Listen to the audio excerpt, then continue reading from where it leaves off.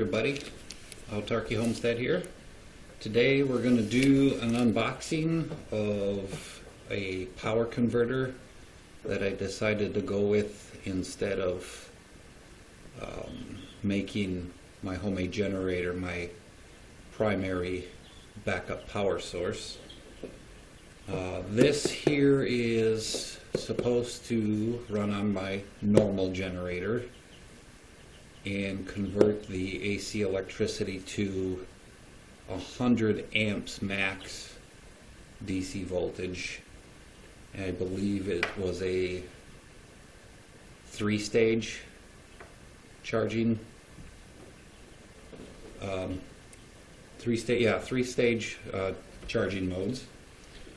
So I plan on doing a installation video of this. So be sure to hit the subscribe button so we can see it being installed, and I'll even fire it up so that we can see it in action. I'll use my fluke on it to see if I can't see how many amps actually travel through this, if my fluke is correct anyways. So without further ado, let's go ahead and get into this unboxing video. Like I said, the manufacturer name is PowerMax. PowerMaxConverters.com. This is the PM3-100LK. That is the model.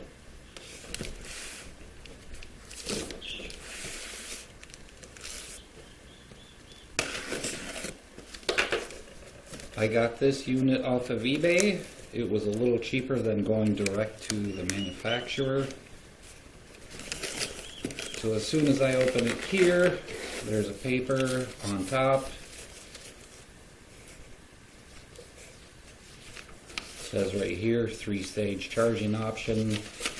Looks like it's an installation and maintenance document.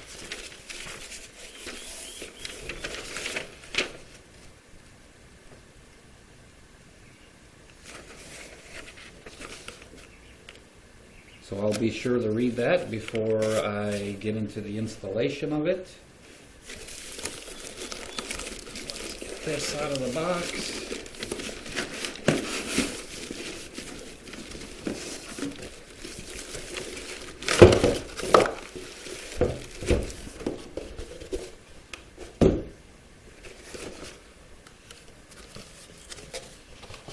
Looks like the cardboard had it packaged and stable very well in the box.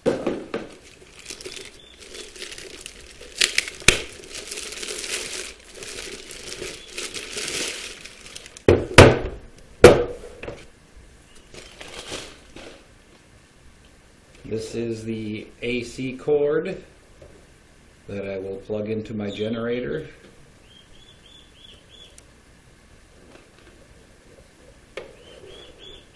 Pretty hefty cord, pretty thick. Comes into the back side here. As here you see the cooling fan.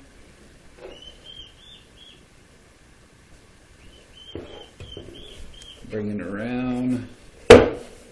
These are the battery lugs, positive and negative. It is fused. And you can see the specifications here, 105 to 130 volts AC input, and the output is 12 volts DC. I know that it says 12.0, but we all know that's not correct. You should put out upwards of 14.5 volts, maybe more. I'll get my multimeter on that and we will test that when we go to install. Alright. Looks like it's protected with integral protection against overloads. Not a bad size. Has screw mounts on the side there. These are your adjustments on the side. where you can adjust it to either a fixed output or a 3-stage output. And you can see here that it does say you can adjust it as far down as 13 volts and as high as 16.5.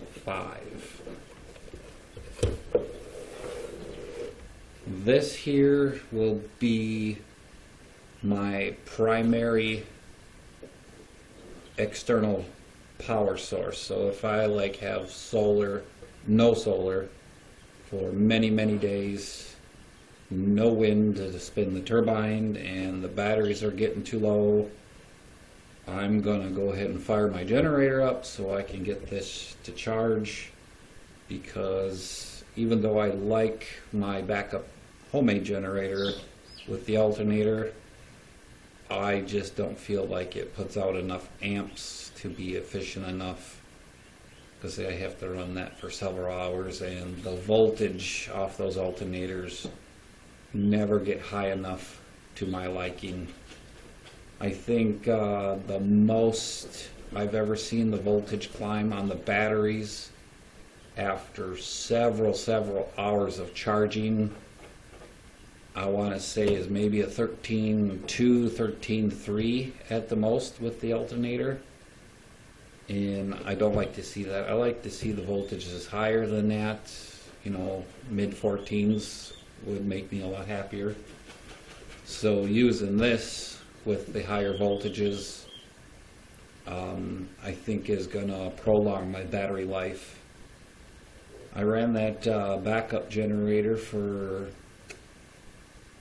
oh boy, I think this is my 3rd winter.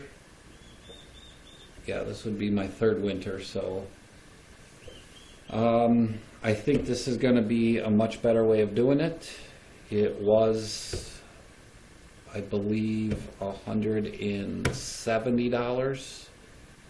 So if I figure in the costs for the backup generator, the homemade one, I bought an old lawnmower with that engine in it just to harvest the engine. That alone was $100, and then the 22 SI alternator was it was pretty close to $100. So, and you got other accessories, you know, your belts, your pulleys, and all that, and it just didn't seem right to fix that right now to make it my primary backup when these are still under $200. So here is, you go guys, the PowerMax PM3-100LK. I hope you guys liked today's video, and like I said before, make sure you hit that subscribe button so you can see the video come out on this tomorrow. Well, I'll video it tomorrow. I don't know if I'll post it tomorrow. This video here on this unboxing will get posted tonight, so when I get some more time to install it and do all the video editing and whatnot, then I'll post a follow-up video of it being installed and of its output. I'm gonna have to figure out some sort of switch operation for this, because I do not want to cold start that generator with it plugged in and have it operating right away. So I'd rather have the generator warm up a little bit before it turns on.